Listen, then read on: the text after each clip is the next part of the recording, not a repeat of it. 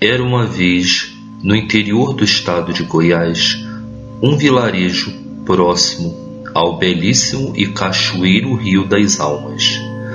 Contavam os moradores do vilarejo que o lugar, de uns tempos pra cá, ganhou fama de mal-assombrado, desde que um bicho pequeno e feio, conhecido como caboclo d'água, passou a atacar os animais e pescadores que ousassem se aproximar do Rio das Almas depois que anoitecia.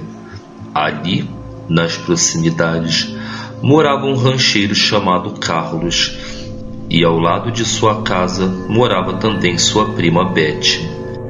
Aconteceu que numa tarde, já perto de anoitecer, Beth foi colher raízes de batata doce e ouviu mugidos de uma vaca próximo ao rio.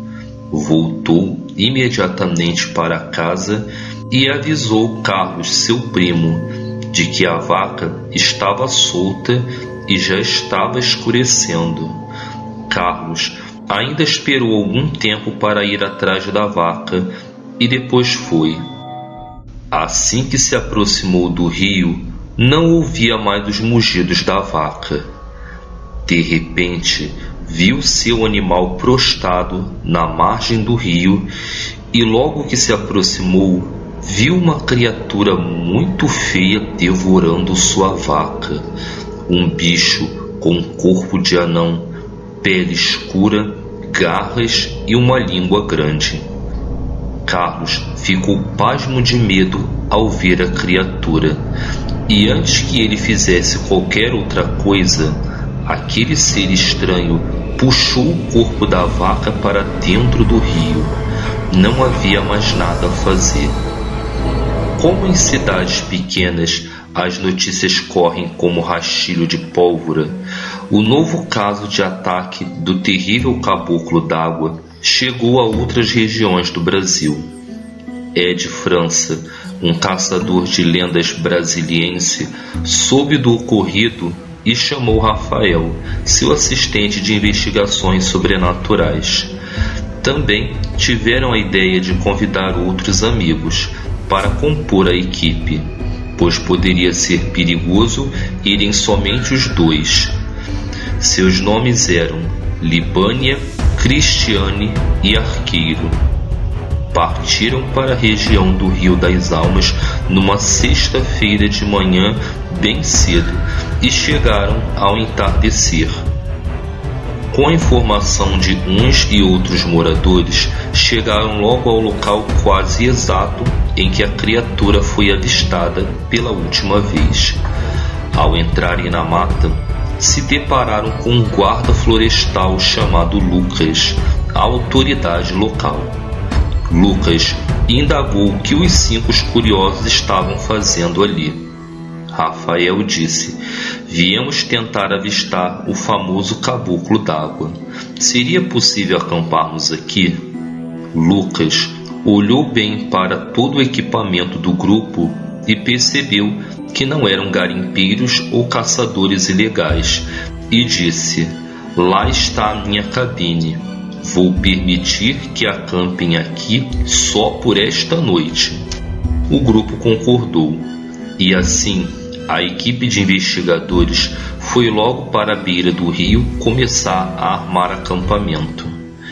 Fizeram uma fogueira e não demorou muito, a noite chegou, trazendo consigo o canto dos grilos e aves noturnas. A lua crescente brilhava no céu e iluminava parcamente a terra e as árvores. Reunidos em volta da fogueira, começaram a conversar como seria a tal criatura sombria das águas. Ao verificarem os equipamentos, perceberam que uma das câmeras estava com a bateria descarregada. Como ela possuía uma entrada USB, pensaram em ir até a cabine do guarda-luca para talvez carregá-la. Ed e Arqueiro foram até a cabine, que ficava a alguns metros de distância próximo à estrada. Levaram suas lanternas, pois o caminho entre a mata já estava escuro. Isso Era por volta das 7 horas da noite. Arqueiro e Ed bateram na porta da cabine, mas parecia que o guarda Lucas não estava lá. Mexeram na maçaneta e a porta estava aberta. Mais uma vez chamaram pelo guarda Lucas e ninguém respondeu. Arqueiro disse: ele deve ter saído para fazer alguma ronda noturna. Enquanto isso, no acampamento, Rafael, Libânia e Cristiane permaneceram em volta da fogueira. Rafael dizia a Cristiane: acho que esta noite vamos nos virar com os aparelhos que temos, pois sua câmera não vai carregar antes de 30 minutos e não sabemos a que horas o bicho deve aparecer. Enquanto conversavam, escutaram um barulho de algo correndo pela mata em direção ao acampamento. De repente, um enorme javali saiu do mato, passou entre eles, quase espalhando a fogueira, e foi se esconder dentro da barraca da Cris. Levantaram e foram até lá espantar o bicho, mas antes que sacudissem a barraca, o outro animal saiu da mata logo atrás. Era um ser enorme de cor negra.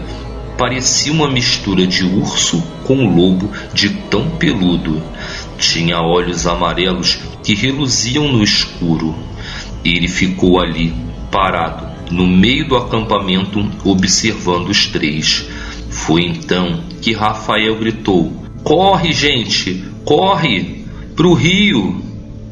Os três correram para o rio, onde havia um barco amarrado por uma corda. Subiram na pequena embarcação e observavam para ver se aquele grande animal iria atrás deles. Rafael disse: acho que aquele javali era a caça que estava fugindo daquele cão enorme e por isso foi parar no acampamento. Nisso, duas garras negras com barbatanas saíram das águas, agarraram a ponta do barco e começou a sacudir, tentando jogar os três na água. Por um momento, foi possível ver a cabeça daquele bicho que mais parecia gente com uma cara horrorosa de peixe. Começaram a gritar desesperados quando do nada aquele grande canzarrão negro aparece na margem do rio e dá um grande urro. O barulho chamou a atenção daquele demônio que estava tentando afogar o grupo, jogando eles no rio. Foi então que Libânia, num ato de desespero, pegou o remo e acertou bem na cabeça daquele bicho, que imediatamente ficou paralisado com a pancada e largou o barco. Seu corpo desacordado boiou nas águas e foi levado rio abaixo pelas leves correntezas. Ao olharem novamente para a margem do rio, o canzarrão havia ido embora. Com muito medo, saíram do barco e voltaram para o acampamento. E ao chegarem lá, Ed e Arqueiro já estavam dando falta deles. Tiveram uma longa conversa pela noite e uma delas era o tal cão negro que aparentemente salvou o grupo do tal caboclo d'água. Ao dar descrição do tal cachorrão, Ed, que era entendido no assunto, disse: era um lobisomem. Puxa, vocês viram duas criaturas sobrenaturais e nós nada? E a propósito, o guarda Lucas não estava na cabine, saiu para dar uma volta. Rafael e Libânia começaram a ligar os fatos e disseram: já pensou se o guarda Lucas era o tal lobisomem que apareceu aqui? E com essa indagação se encerra nossa narrativa.